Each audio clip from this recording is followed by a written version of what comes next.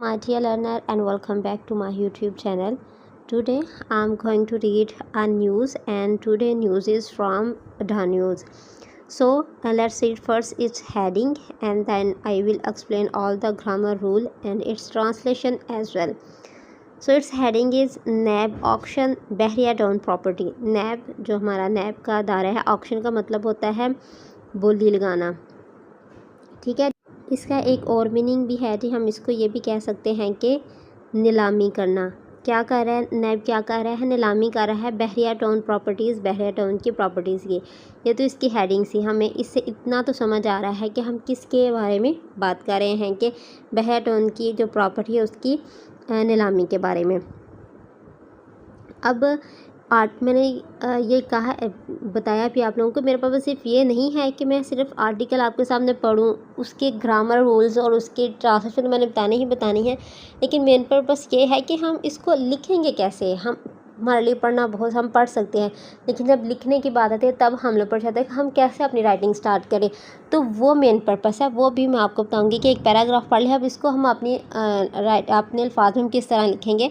तो वो मैंने यहाँ लिखे हुए हैं, वो साथ साथ मैं आपको बताती जाऊँगी. देखें जी, कहाँ स्टार्ट हो रहा है हमारा पैराग्राफ. स्टार्ट हो रहा है द नेशनल अकाउंटेबिलिटी ब्यूरो, जो कि नैब अदारा है रावलपिंडी में ये जो अदारा है. ऑन थर्सडे से कंडक्टेड मुनक्कद किया आ पब्लिक ऑक्शन, एक आम नीलामी of the 6 commercial properties link to a real estate tycoon Malik Riaz Bahria Town. कहते हैं कि नेशनल जो है ना अकाउंटेबिलिटी ब्यूरो एंड नैब जो रावलपिंडी है, उसने ऑन थर्सडे को, मैं बहुत दफ़ा बता चुकी हूँ कि जब भी हमारे पास आना है ये आने हैं ना डेज़ नेम, उनके साथ उनसे पहले हमने थर्सडे ही लगाना है. कंडक्टेड क्या मुनक्कद किया अ पब्लिक ऑक्शन, एक अवामी नीलामी of 6 commercial properties, 6 commercial properties की. यहाँ तक हमें बात समझ आ गई है, क्योंकि इसी में हमारे पास सब्जेक्ट, इसकी हम बात करें तो हमारा सब्जेक्ट है. सब्जेक्ट के बाद ये देखिए डायरेक्ट हमें वर्ब मिला है, लेकिन इस वर्ब से पहले कोई हेल्पिंग वर्ब नहीं है, इज़ आ रहा है, वॉज वर्ब कुछ भी नहीं है. डायरेक्ट हमारे पास ये क्या है जी, ये V2 है. तो इसका मतलब है हमारे पास ये जो सेंटेंस है वो पास्ट इंडेफिनिट, पास्ट सिंपल का ये सेंटेंस है. उसके बाद हमने हमारा जो ऑब्जेक्ट है कि क्या मुनक्कद किया उन्होंने, एक पब्लिक क्या थी, नीलामी ऑफ 6 कमर्शियल जो है वो उसकी प्रॉपर्टीज़ की. तो यहाँ से लेके यहाँ तक हमें पता चल गया ये हमारा पास्ट इंडेफिनिट का सेंटेंस है, जिसका उर्दू मीनिंग ये है कि नैब रावलपिंडी में क्या था जी, जुमेरात वाले दिन एक 6 कमर्शियल प्लाट की एक अवामी नीलामी जो है उसे मुनक्कद कराया कि कोई भी आ सकता है और इसकी नीलामी में हिस्सा ले सकता है. आगे क्या जी, आगे ये देखें कि उसने ये सब्जेक्ट अब नहीं लिखा, आगे फिर एक वर्ब लिख दिया गया है. ये वर्ब है, हम इसका सब्जेक्ट अब हम कहाँ से देखें. ये एक कम्प्लेक्स सेंटेंसेस होते हैं, इनमें जो होता है इसका जो पीछे वाला जो होता है ना, जो वर्ड लिखे 2-3, वो ही फिर इसके क्या बन जाएंगे, वो इसके सब्जेक्ट बन जाएंगे. आप देखें जी, 6 कमर्शियल प्रॉपर्टीज़ कहते हैं. ऑक्शन किसकी हुई है, 6 कमर्शियल प्रॉपर्टीज़ की. इनकी हम लोग बात कर रहे हैं. ये जो प्रॉपर्टीज़ है linked to real estate icon Malik Riaz Bahria Town, कहते हैं वो लिंक थी उसके साथ, किसके साथ जी, real estate icon Malik Riaz Bahria town के साथ ये लिंक्ड थी. समझ आ गया कि किस तरह हमने एक नया कोमल गा के नए सिरे से these properties were link to हमने नहीं लिखा, हमने वो पीछे ही इसी को ही मर्ज करके एक कम्प्लेक्स सेंटेंस बना दिया है. अच्छा जी, आगे देखें जी. As part of effort to recover defaulted funds from a court approved plea bargaining, कहते हैं जी इल्तिजा करना बार्गिन की. तो कहते हैं ये एक एफ़र्ट थी, ये एफ़र्ट का हिस्सा थी जो कोर्ट ने अप्रूव किया कि हम लोग क्या करेंगे, इल्तिजा करें बार्गनिंग की, कि उसमें हम लोग क्या जो डिफ़ॉल्टेड फ़ंड है उसको हम लोग रिकवर कर लेंगे. एज अ पार्ट उस हिस्से की ऑफ एफर्ट, कोशिश की, टू रिकवर करना defaulted from a court approved plea barging, के कोर्ट ने जो अप्रूव किया हुआ है ना प्ली बार्गेनिंग से, वो करेंगे. मतलब कोर्ट ने जो हमें तरीका दिया है ना, उस तरीके पे अमल करके हम लोग क्या करेंगे, एक एफ़र्ट है हमारी कि कोर्ट के जो हमें आर्डर दिया है उस पर अमल करके हम लोग जो डिफ़ॉल्टेड फंड है उसको हम लोग कवर कर लें. कहते हैं ये उस एफ़र्ट का हिस्सा है। ठीक है जी, कवर करना ये उस एफ़र्ट का हिस्सा है जिसमें ना हम लोग जो कोर्ट ने जो प्ली बार्गेनिंग का दिया हुआ है, जो सारा प्रोसेस दिया है उस पर हम लोग अमल करके हम एक एफ़र्ट करेंगे हमारा फ़ंड जो रिकवर हो जाए। ठीक है जी, हमने ये पढ़ लिया, हमें समझ आ गई कि स्टेटमेंट क्या थी, कोर्ट ने क्या स्टेटमेंट दी थी और आगे हमारी इंफॉर्मेशन क्या थी। अब मसला ये है कि हमने इसको लिखना भी है खुद से। अब ये देखें जी, सबसे पहले हमने देखना है कि हमारा टेंस कौन सा था, उसमें इंफॉर्मेशन किस चीज़ की, पास्ट के बारे में दी हुई थी। तो ये देखें जी, सबसे पहले हमने लिखना ही पास्ट है, लेकिन मैंने थोड़ा सा चेंज किया है उसको, क्योंकि मैंने सब वर्ड्स को मिला के एक छोटी सी इंफॉर्मेशन जो मेरे जहन में आई थी वो मैंने यहाँ लिख दी है। मैंने शुरू किया है आफ्टर कोर्ट अप्रूवल, कोर्ट की अप्रूवल के बाद। ठीक है जी, NAB approved auction of the 6 properties which are linked with the state icon Malik Riaz. कहते हैं नैब ने क्या किया था, ऑक्शन करवाई थी, नीलामी करवाई थी 6 प्रॉपर्टीज़ की। इंफॉर्मेशन हमारी पूरी हो गई है। अच्छा जी, अगर उन्होंने सीधा किया था linked with 6 commercial plots linked with tycoon, तो मैंने ऐसा नहीं लिखा, मैंने इसमें एक क्या ऐड कर दिया है, मैंने इसमें एक रिलेटिव प्रोनाउन ऐड किया क्या है, जो कि विच है, जो कि इन प्रॉपर्टीज़ को शो कर रहा है। विच आर ये प्रॉपर्टीज़ हैं तो इसलिए आर है। Their properties are linked with state tycoon Malik Riaz के साथ वो बसता है। अच्छा जी, ये जो काम हो चुका है उसे पास्ट में लिख दिया। आप ये कहा कि मैम पास्ट को आपने प्रेजेंट भी लिखी, क्योंकि प्रेजेंट इसलिए लिखा है कि अभी भी उसके साथ वो लिंक्ड है वो प्रॉपर्टीज़। ऐसा नहीं हुआ कि वो प्रॉपर्टीज़ ख़त्म हो गए, नहीं, अभी भी उन प्रॉपर्टीज़ पे मलक रियाज का ही नाम है। बात समझ आ गई कि कितना इजी है उस इंफॉर्मेशन को हमने एक्सट्रैक्ट करके नए तरीके से लिखना, लेकिन इसके लिए ज़रूरी है कि आपको ग्रामर के रूल सब कुछ आता हो। ठीक है जी, अगर आप इंग्लिश क्लासेस लेना चाहते हैं तो आप मेरी जो नेक्स्ट हमारा जो स्टार्ट हो रहा है बैच, आप उसमें खुद को इनरोल करवा सकते हैं। और अपनी स्टार्ट बुक करवाने के लिए आप लोग मैसेज कीजिए हमें हमारे ईमेल एड्रेस पे। आगे बढ़ते हैं जी, हमारा अगला क्या है जी, हमारा पैराग्राफ। इस पैराग्राफ में क्या कहा जा रहा है, कहते हैं according to statement issued by NAB. कहते हैं कि नैब ने जो स्टेटमेंट की है उसके मुताबिक, अकॉर्डिंग टू स्टेटमेंट, स्टेटमेंट के बाद के मुताबिक, इशूड जो इशू की गई बाय नैब के ज़रिए से।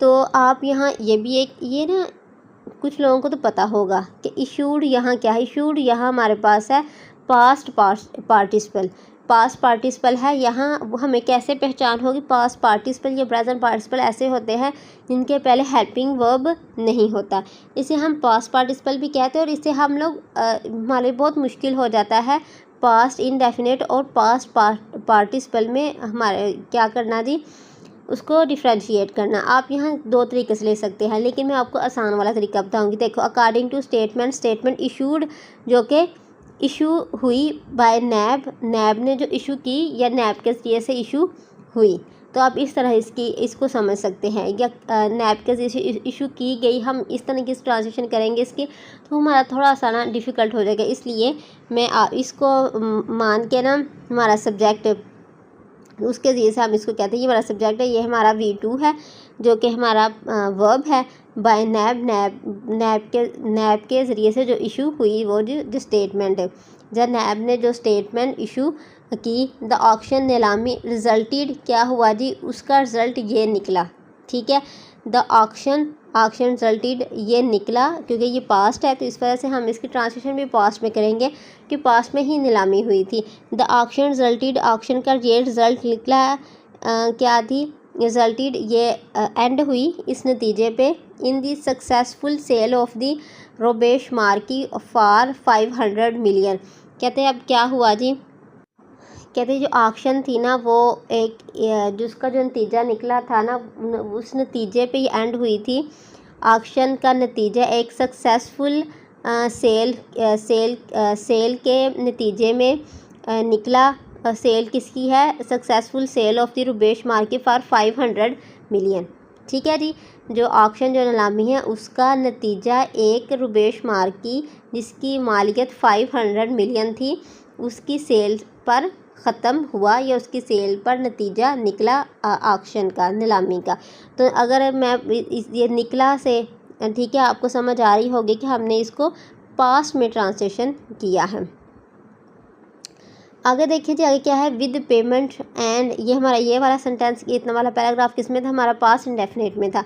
विद पेमेंट, अब वो साथ कह रहे हैं कि उसकी ऑक्शन तो हो गई थी, सक्सेसफुल ऑक्शन हुई थी, 500 मिलियन हमें उस मार्केट के भी मिल गए थे। अब वो एक्स्ट्रा इन्फॉर्मेशन दे रहे हैं, with payment and properties transfer process currently underway. कहते हैं साथ इसके ऑक्शन का ये भी नतीजा था, एक तो वो सेल होगी, दूसरा ये क्या हुआ था कि उसमें जितनी पेमेंट थी और प्रॉपर्टी ट्रांसफ़र जो प्रोसेस था वो करंटली अभी तक अंडरवे, अभी वो प्रोसेस में है। ये सारा जो ऑक्शन नीलामी है उसका नतीजा ये निकला था। अच्छा जी, अब मैंने इसको पढ़ा था, अब थोड़ा बहुत कंफ्यूज हो गए होंगे कि यार auction resulted in the successful sale of the edge a, English में तो ये इजी है, ये अट्रैक्टिव है पढ़ने के लिए, लेकिन इसको हम लोग उर्दू में जब ट्रांसलेट करते हैं तो वर्ड टू वर्ड ट्रांसलेशन करने में हमें थोड़ा सा इसको ना क्या हुआ जी, हमें डिफ़िकल्टी हुई है, लेकिन हमें कॉन्सेप्ट समझ आ गया कि वो क्या कह रहा है। अब आई है बात कि हमने इसी लाइन को किस तरह लिखना है। तो देखें जी, इस लाइन को हम लोग किस तरह लिखेंगे, the auction resulted in successful sale of the market with 500 million. ये तो हमारे पास क्या आ गया जी, इंफॉर्मेशन आ गई, ये तो वहाँ भी हमें मिली है इन्फॉर्मेशन, लेकिन हम इसको कैसे लिखेंगे, हम लिखेंगे the auction ended in, the auction ended in successful sale of the Rubesh market with 500 million. ठीक है जी, कि ऑक्शन था उसका एंड हुआ था किसमें जी, एक कामयाब सेल थी मार्केट की विद 500 मिलियन। ये हमें ज़्यादा सूटेबल लग रहा है, ये हमें ज़्यादा अंडरस्टूड है कि एंडेड का वर्ड हम ये यूज़ करते हैं कि ऑक्शन जब एंड हुई तो उसका नतीजा, तो वो क्या था, वो एंड हुई थी एक सक्सेसफुल सेल पर जिसमें 500 मिलियन जो थी उसकी कीमत लगी थी। ठीक है जी, इसलिए आपकी वो कैब भी हाई होनी चाहिए इसके लिए, और इसके साथ साथ आपको उसके टेंसेस और ग्रामर भी आने चाहिए। कहते हैं अब क्या हुआ जी, आगे जी, two other assets corporate office 1 and corporate office 2 receive conditional offer at or above their respective reserve price. कहते हैं ये और दो लोगों को भी इसके ना क्या हुए थे, कंडीशनल ऑफ़र जो हुए थे, वो कंडीशनल लेटर जो उनको ऑफ़र हुए थे। अगर देखें जी, ये हमारे लिए इतनी इंफॉर्मेटिव नहीं है। However their sale is subject to final approval by the NAB competent authority. कहते हैं ताहम देयर सेल, उनकी जो सेल है, ठीक है, इस सब्जेक्ट, वो सब्जेक्ट टू का मतलब किसी चीज़ को मशरूत कर देना कि अगर ये काम होगा तो ही ये काम हो सकेगा। देयर सेल, उनकी सेल इस सब्जेक्ट टू मशरूत है टू फाइनल अप्रूवल, एक जो फाइनल अप्रूवल होगा by the NAB competent authority, जो कि नैब कॉम्पिटेंट अथॉरिटी है, नैब की कॉम्पिटेंट अथॉरिटी है, वो जो अप्रूवल देगी उसके अप्रूवल के साथ जो है इन सब चीज़ों की जो सेल है वो मशरूत। वो कहते हैं अभी ऑक्शन तो हो गई है, 500 मिलियन फाइनल है, कहते हैं, लेकिन इसकी जो पेमेंट होगी, वो सारा प्रोसेस होगा, वो किसके साथ मशरूत है जी, वो कॉम्पिटेंट अथॉरिटी के साथ मशरूत। वो जैसा कहेंगे इनको वैसे ही पेमेंट करनी पड़ेगी। आई होप कि आपको समझ आ गया होगा कि ये जो हम पैराग्राफ लिखते हैं वो उसमें हमें पास्ट सेंटेंस भी लिखना पड़ता है, हमें परफेक्ट सेंटेंसेस भी, हमें स्टेट ऑफ बीइंग के सेंटेंसेस भी लिखने पड़ते हैं। ठीक है, देयर सेल, उनकी सेल इज़ है सब्जेक्ट टू, ठीक है, मशरूत। तो सब्जेक्ट टू ये इकट्ठा ही आता है, ये हमारे पास सब्जेक्ट के बाद टू ही प्रपोजिशन आती है, और टू के बाद हमेशा हम V1 फॉर्म जो है वो यूज़ करते हैं। ये भी एक इंफॉर्मेटिव जो है ना, आपको बात पता होनी चाहिए कि टू के बाद कभी भी हम लोग कोई और फॉर्म नहीं लगाते, बस V1 ही लगाते हैं। और यहाँ ये हमारे पास क्या है, प्रेजेंट इंडेफिनिट का, प्रेजेंट इंडेफिनिट नहीं, प्रेजेंट सिंपल जो है, प्रेजेंट सिंपल हम इसको कह सकते हैं। स्टेट ऑफ बीइंग के जो सेंटेंसेस हैं जिनमें इज़ आर सिंपल जो सेंटेंसेस होते हैं उसमें ये सेंटेंस लिखा गया है। मीनवाइल ताहम 3 properties remained unsold due to the lack of the qualifying bid. ठीक है, क्वालिफाइंग बिड का मतलब होता है कि जो आए और कहे कि भाई मेरे पास इतने पैसे हैं तो मैं इतनी बोली लगाता हूँ तो ये मेरी, कहते हैं वो चीज़ कहते हैं क्वालिफाइंग बिड। वो नहीं कहते लैक ऑफ क्वालिफाइंग बिड उस चीज़ की वजह से ठीक है जी। यहाँ क्या जाए, जो 3 प्रॉपर्टी थी वो रिमेन रहीं, क्योंकि ये पास्ट है तो हम कहेंगे वो अनसोल्ड रहीं। किस वजह से? हम reason due to the lack of the qualifying bid, जो है ना क्वालिफाइंग बोली की कमी थी, जिसकी वजह से वो 3 जो प्रॉपर्टीज़ उन्होंने सोल्ड नहीं की थी। अब आगे हम नैब का जो स्टेटमेंट है वो नैब ने ये स्टेटमेंट दी कि that are re auction for these unsold assets will be announced soon. कहते हैं कि जो है ना इन जो प्रॉपर्टीज़ की जो ऑक्शन है, री auction for the unsold assets, कहते हैं जो अनसोल्ड एसेट की है जो री ऑक्शन है, दोबारा बोली है, विल बी अनाउंस सून। ये विल बी है तो ये हमारे पास क्या है जी, हमारे पास फ्यूचर का पैसिव वॉइस कंसेंट है। विल बी अनाउंस सून कहते हैं जल्द अनाउंस कर दी जाएगी। इसने किसने अनाउंस करना है उसका तो नाम नहीं बताया, लेकिन सीधी सी बात बता दी गई है कि अनाउंस कर दी जाएगी। तो जो सेंटेंस होते हैं जिसमें अनाउंस करने वाले का नहीं हमें पता होता, तो वो हमारे पास पैसिव वॉइस के सेंटेंसेस होते हैं।